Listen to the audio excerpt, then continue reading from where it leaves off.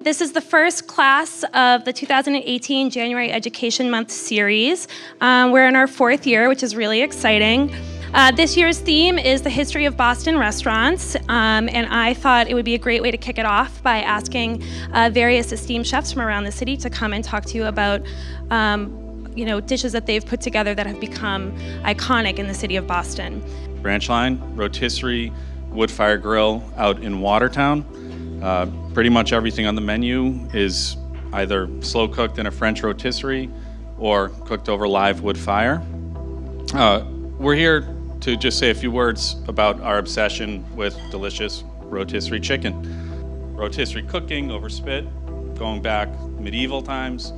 Rotisserie chicken popping up as a term in Paris in 450 AD. Literally French cooking, eating rotisserie chicken for 1,600 years.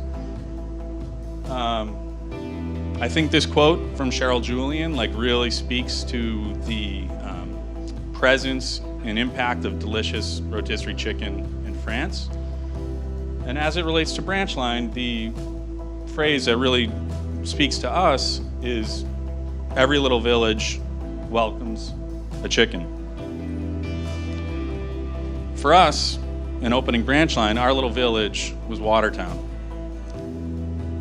And our goal was to take the iconic rotisserie chicken dish and add something really personal and really meaningful to it. I think we did this by just becoming completely obsessed with rotisserie chicken. 1.5 to 2 years, research and development just on rotisserie chicken. Putting a makeshift kind of ghetto rotisserie in the back of the Eastern Standard Kitchen, where we spend 4 or 5 months just eating hundreds and hundreds of rotisserie chickens, prepared dozens and dozens of ways. I think the summer of 2015, I literally ate more chicken in one summer than I had in 38 years prior.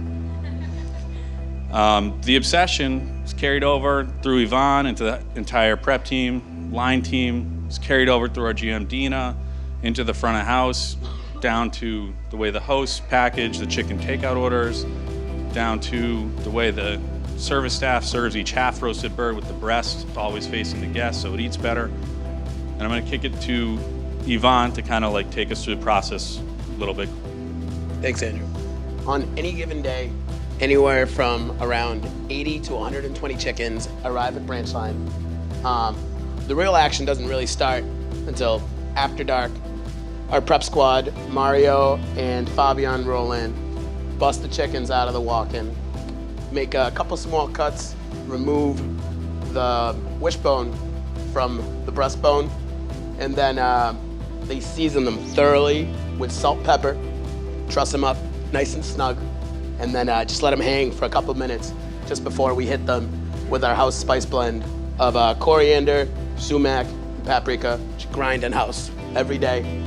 The chickens are then placed on spits and tossed in the walk-in. Every day the chickens are rotated so that the chickens that have been air drying for a couple of days move all the way up to the top, while the fresh chickens go at the bottom, and then hit them with our herb blend, which I believe our front of the house staff abbreviates as TOM. That's thyme, oregano, and marjoram. Get tossed in the rotisserie where they cook from anywhere from 45 minutes to an hour until the skin is perfect, golden, crispy brown.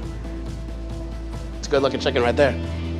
For Ivan and I, it was a chance to stop and think, hey, 2 years in, what's really been sort of the impact of this bird in our little 85-seat restaurant? And we were pretty blown away to find out that we've roasted 32,000 whole green circle chickens. It's 57 tons of chicken, almost. And Ivan's guys, Fabian and Mario, that truss each bird individually with roughly 39 inches of twine per bird, adds up to just under 20 miles of butcher twine.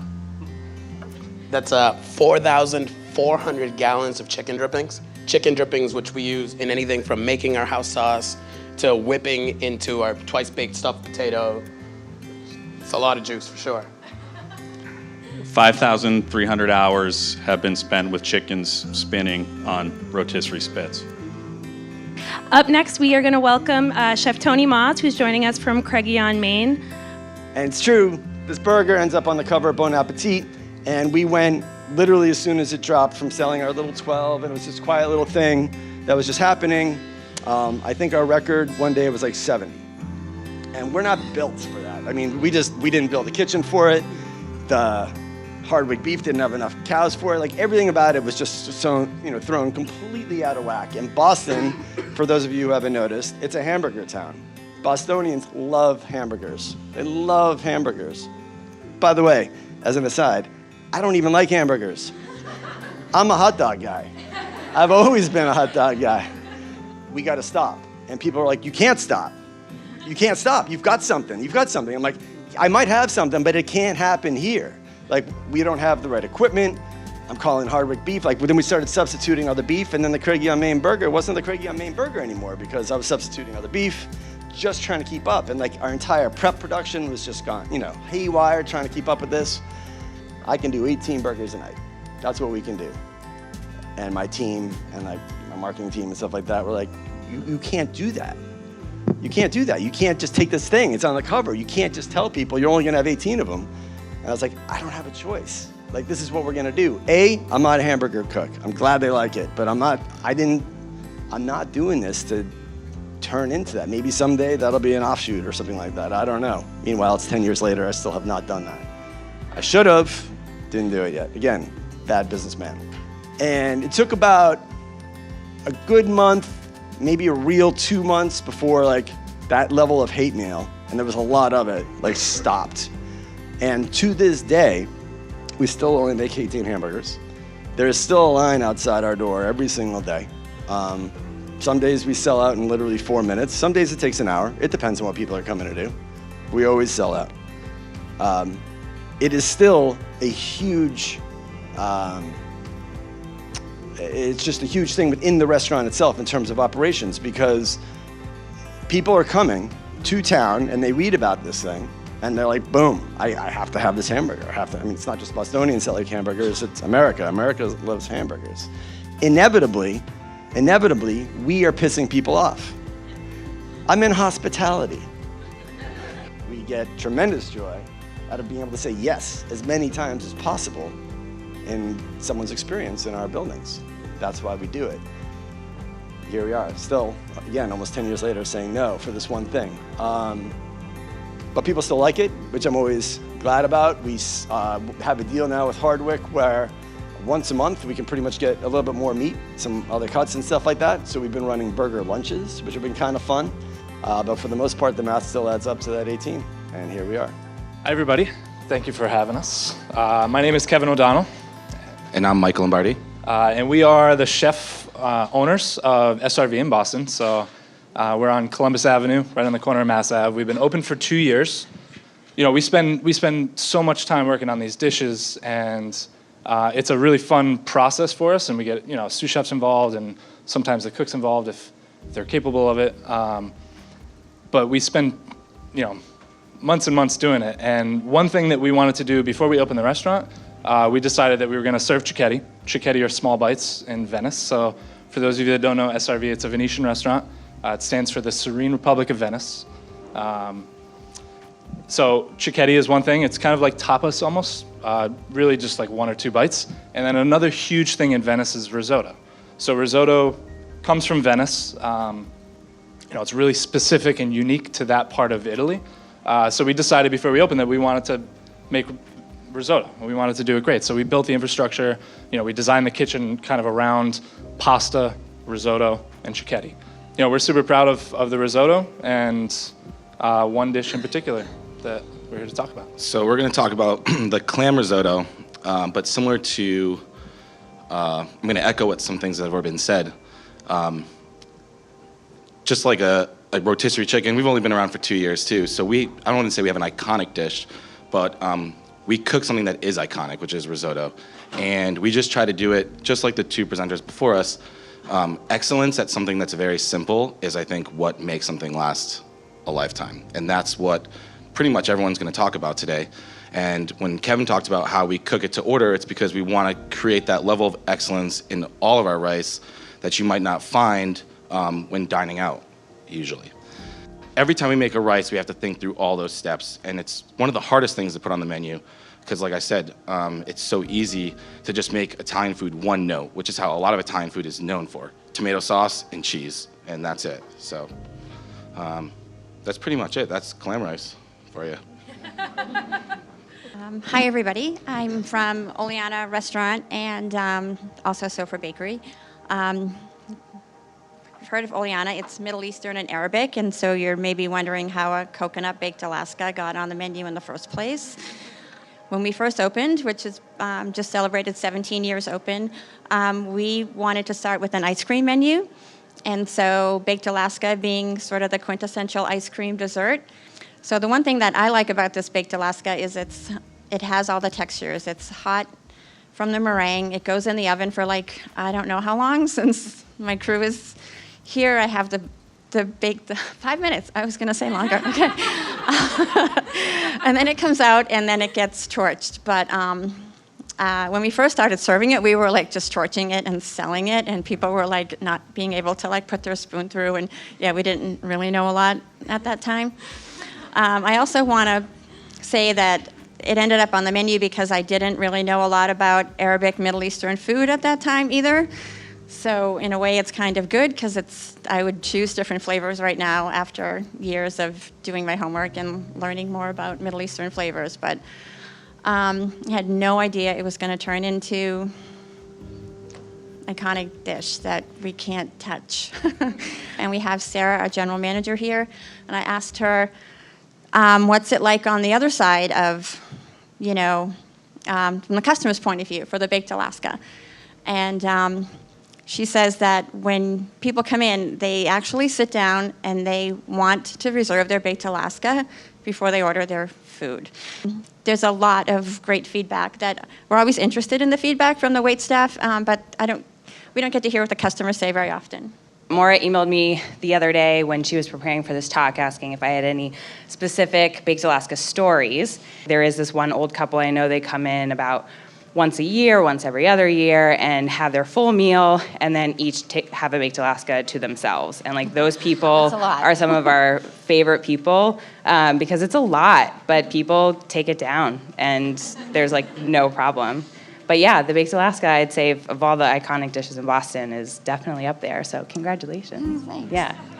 So I'm Colin Lynch. I own Bar Mezzana with my wife, Heather, and our business partner, Jefferson. We've been open for under 2 years. It'll be 2 years in June. So the most iconic restaurant of all of them here, obviously. No, but we opened the restaurant with kind of, as far as the food's concerned, with two things that I love, raw fish and pasta. Are kind of my favorite things to eat whenever we go out. So that's what we focus on. And one of the dishes we've had on pretty much since the beginning is amatriciana, which is what we're going to talk about. It all started with algricia. If you ever go to Rome and you go to any trattoria, every single one will have 4 pastas on their menu. And it's cacio e pepe, algricia, amatriciana, and carbonara. And they're all kind of based around the same ingredients. Just with different things added. When we make our amatriciana, we add red onion and chili flake, as well as the black pepper. That just kind of helps it. But if you go to amatrice, you have, it's always made with macaroni, but in Rome, they usually make it with bucatini. Bucatini is basically spaghetti with a hole through the center of it. So I love that dish because it is everything that is kind of homey, and it's classic Italian, but it's not so obviously tomato sauce and pasta. There's a marriage of the pork and the tomato, the acidity from the tomato, and the richness of the pork and the saltiness of the pork is just something magical happens there. So I love it. But you guys should all come try it someday. I thought I was pre-mealing today. Like, I didn't know there was going to be a crowd.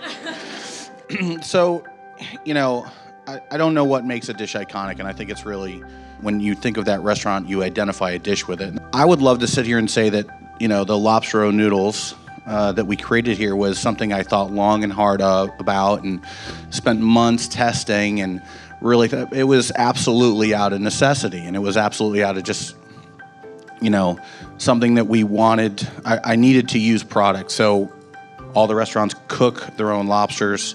Last year we did over 250,000 pounds of lobsters in all the oyster bars. That's a lot of lobsters. So with a whole lobster, I mean, there's a little bit. Lobsters are expensive. Everybody knows that. There's only so much lobster bisque you can make and so much lobster stock you can use. So as we're breaking down the whole lobsters, and we still do in all the restaurants, we ended up with the roe. So, but if the eggs are on the inside, you don't know until you open the lobster, and the roe is this horrible blackish green color. It just looks awful, but it's liquid gold, as we call it. It's really valuable, and it's really a cool ingredient. So we save the roe, and there's a few things you can do with it. It's when it's this horrible green color, but when you cook it, it turns bright red like a lobster does. It has the same kind of organic chemical compound. There's a protein in there that when heat is added to the protein, it turns it red. So we save the roe. You did some butter with it. You whip it with butter. You whisk it into a sauce. The sauce turns red. Wow, that's my one trick. So what we started to do with it to use it in volume was we make pasta with it. We worked on a version of this over time. We're going to do ravioli. We're going to do some kind of stuffed pasta and all these things. So we ended up with the fettuccine.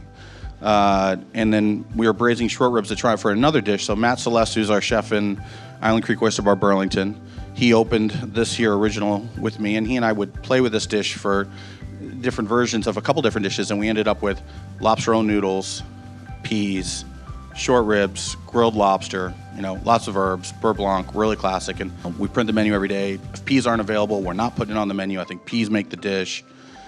And then we get into the summer, and we get into the fall, and this dish is selling like crazy. And I'm like, it's like the mangoes, man. I can't look at peas in the fall, buy crappy peas or frozen peas. Like, I just can't do it. We go through so much lobster roe noodles. It'll, on a busy day, if it's a game day, we'll sell 70, 80. Probably the record's over 100 orders in a day. We're, all day, and it's amazing. And it's one of those things you kind of become numb to it because you just see it so much. But it's really kind of amazing that this dish is.